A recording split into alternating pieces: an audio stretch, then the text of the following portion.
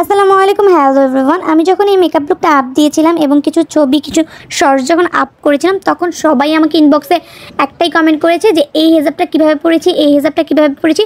অনেকে আমাকে অনেক দিন যাবত বলতেছিল যে গরমে কীভাবে আমি হেজাব ক্যারি করি, চশমার সাথে কীভাবে হেজাব ক্যারি করি। সো আমি এই জন্য সবার জন্য এই হেজাব লুকটা আপ করে দিলাম। তোমরা এনজয় করো এবং লাইক কমেন্ট শেয়ার দিয়ে আমার পাশে থাকো।